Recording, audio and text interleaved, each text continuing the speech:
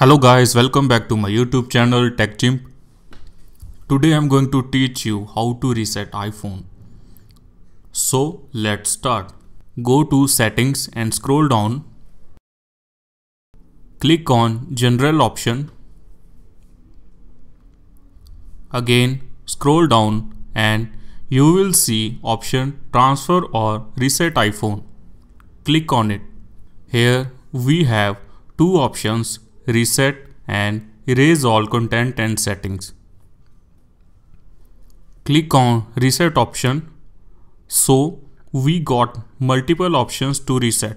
Here we can reset all settings, reset network settings, reset keyboard dictionary, reset home screen layout and reset location and privacy.